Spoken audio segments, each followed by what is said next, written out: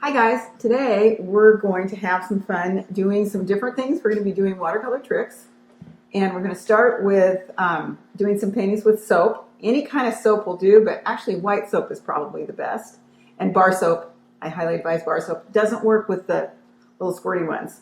And then I kept it in a little dish. The other thing we're going to do is we're going to do some crayon resist after that. Kind of fun. And we're going to be using the little small boards just because I kind of want to give some examples using these, but you can use any kind of paper with this kind of thing. And then the last thing we're going to do, this is part of an old cereal box, and I got it kind of small, and I'm going to surprise you with what we can do with this for special effects. This is just to kind of show how to use the soap technique and just kind of have fun with it. So there's my goat. I'm going to give my goat a place to be, okay? And maybe some hills behind it. Maybe that's Mount Si behind the goat, who knows. So for starts, what I'm going to do is show you my soap. That is just a good old bath soap.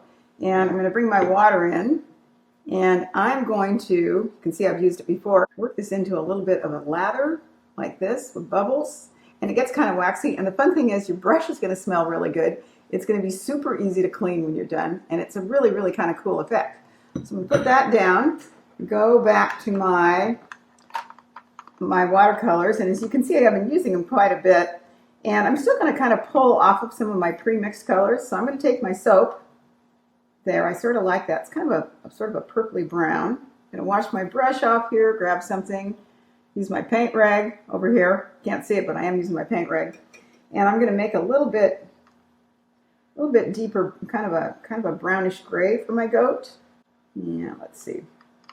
A little bit of orange. Oh, that's sort of a brownish gray. Kind of a fun color. And I'm going to grab some more soap. Maybe go back into my paint tray till I get it about the right consistency. Gosh, it kind of smells like I'm taking a bath. So what I'm going to do with this is I'm going to start putting in, it's going to be kind of like one of my goats looks like. He's brown.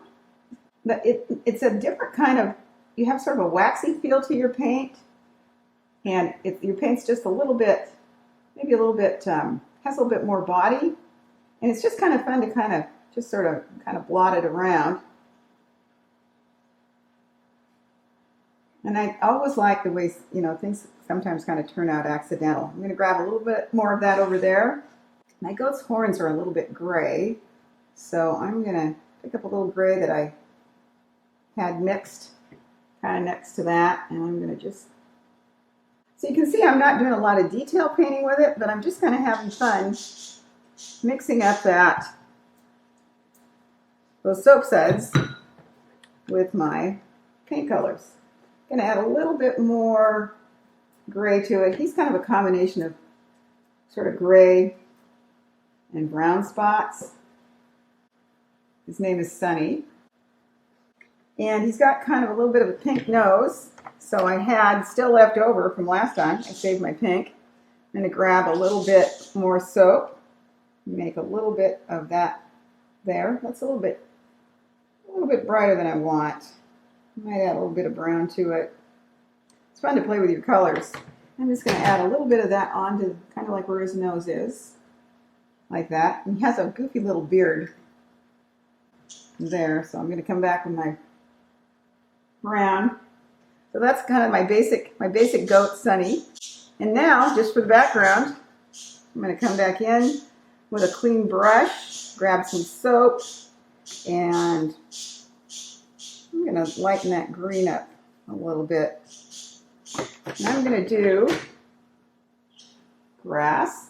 It's going to come out differently with the soap. It's going to be, like I say, a little bit thicker. And again, I've got it on that little board, and I could make a little present for somebody, or I could keep it for myself. Who knows? And now for the background, let's see. I'm going to do a little bit of blue for those mountains. And again, the kind of brush stroke I'm using here is I'm just sort of doing a little bit of circular motions, keeping that tip. So I've still got the control of the point, but just sort of pushing that paint around without scrubbing it in. I'm just sort of letting that brush kind of dance around and the sky, I just remember our lesson about clouds, but I think I'm going to put in some of those stratus clouds. Those are the ones that are low lying, and the ones we drew before were nimbostratus, but that was because they were raining. Nimbo means it's raining, and stratus means it's in the lower part. These are kind of low-lying clouds. So again, I'm just doing that. I put a little bit of water in the background. And now here's a little extra trick.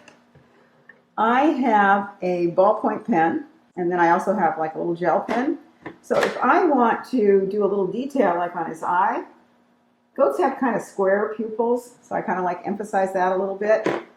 I might use the ballpoint pen, which is really good if I want to do like just a little bit of that goat hair. Just kind of add to this a little bit. Just little squiggly lines, just to give it a little bit more texture. Again, trying different mediums or media. So it's going to give me just sort of another little aspect. I didn't have to do it, but I thought, gosh. And then maybe I'll just do some details. And the paint has a tendency when you put soap in it to dry just a little bit quicker. That's kind of my first soap painting, and we're gonna come back to soap painting for the next thing we're going to be doing.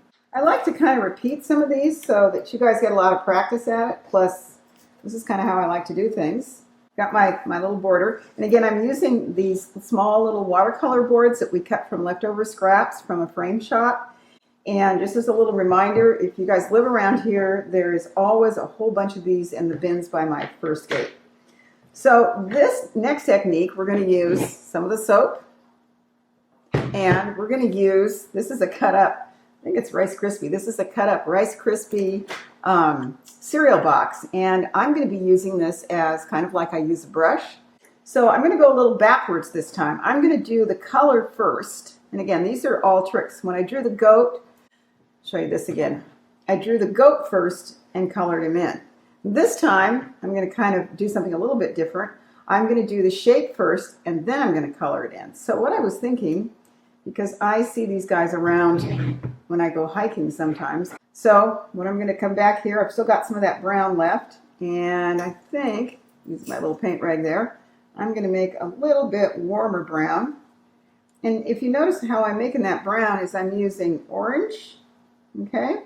Wash my brush off here, take it over to my paint rag, and then just a little touch of black to get kind of the brown I want. And then go back in and get a little bit more orange. Hi, Sai, are you part of this?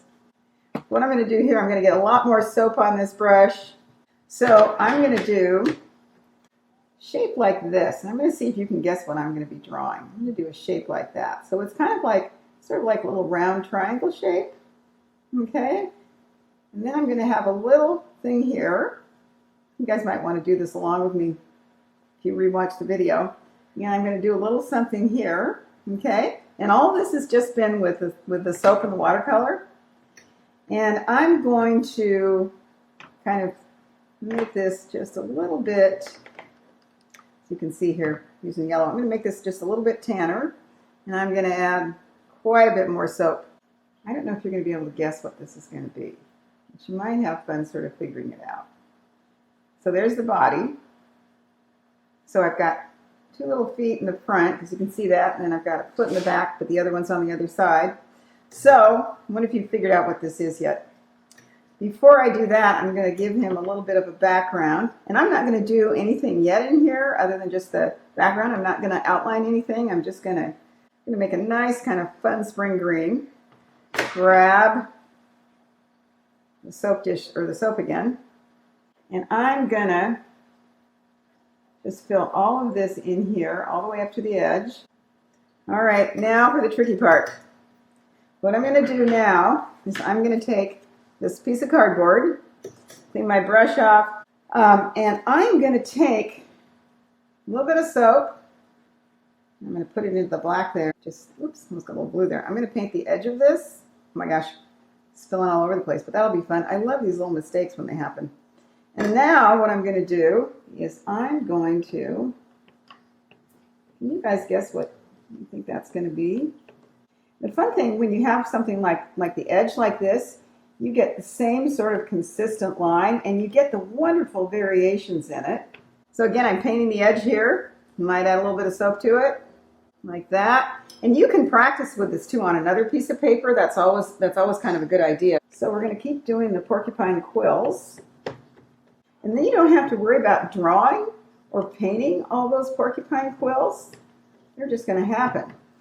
So what I did is I took my scissors and I made it a little bit shorter. So now I've got a different length to work with. So what I'm going to do here with a little shorter one to add a little more kind of oomph to my porcupine's quills, I'm mixing the black with the soap, and then I'm painting this edge here.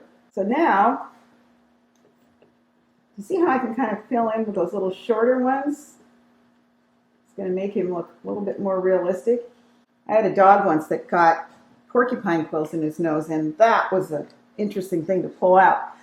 I'm going to use my ballpoint pen with my little porcupine's eyes, and my little porcupine's ears, that little porcupine nose, these are my little porcupine feet, and I'm just going to kind of lightly put in like his little feet, just maybe outline them just a little tiny bit.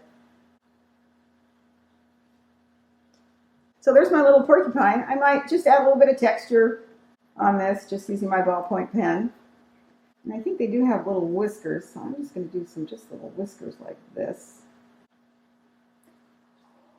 And we're going to do this. We're going to take the masking off, like this. There's a little porcupine made out of soap and paint and cardboard and ballpoint pen and a nice little piece of artboard. So the last one we're going to do a little crayon resist, and I'm going to pick out some lighter crayons and use darker paint. I kind of like that effect. But you could use darker crayons and lighter paint, however you want to do it. So I'm just going to pick out maybe 5 colors here. And this time I'm going to draw a border. I had this idea. Let's do a little picture with fish in it. And again, I'm using the board.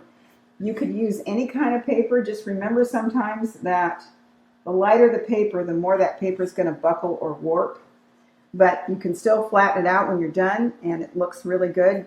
So I don't know if you're going to be able to see these, but I think what I'm going to do is a ton of really simple, if you can't see them, they're going to show up, really simple fish, which are just 2 opposing curvy lines, and then you fill in the tail. I'll just do a little tail there, and I'll do a little head coming in here. I'm going to have them swimming in and out of my picture, kind of give a little action to it. Like that. And I'm going to give him a little eye. I'm just going to get a little eye. I'm using I'm using a lighter one because I'm going to use a darker watercolor. Basically, you're putting wax down, and the wax is going to resist the water, which is the watercolor. Do that. I might, let's see, might add a little color to these fish. I might just add a little stripe.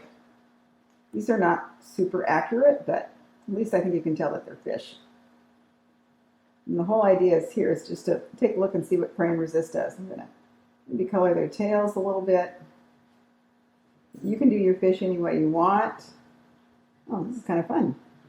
There. Now the next thing I'm going to do is I'm going to bring my crayon in here, and I'm going to do a line that kind of sort of represents the river, kind of flowing sort of along. It's going to go behind the fish, maybe sometimes a little bit over the fish like this.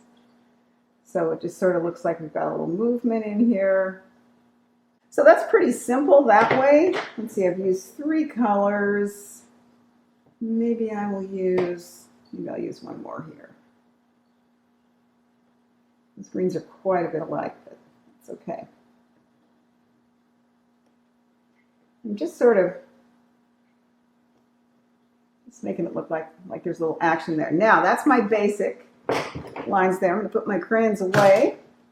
And I'm going to go back here. This time I'm not going to use any soap because soap is kind of waxy and it wouldn't give me the same effect, although you could try it. Who knows? And I'm just going to kind of use a straight color. I'm going to use that beautiful sort of warm blue, that turquoisey blue. And I'm going to have quite a bit of water probably on my brush and a lot of paint. And then I'm just going to bring that I'm just going to bring this across. Sometimes the more water, the better. That crayon's going to pop right through. I like the variation in the paint as it dries. And again, I'm doing this flat. If you were to do it, we'll do this on another lesson, but where we get the watercolor to run. But when it's flat like this, it's not going to run. It'll puddle up, but it's not going to run. So that's just a little quick crayon resist, just to kind of get you started. So I hope you had fun with this. I hope you get a chance to try some of these little tricks, and I will see you next time.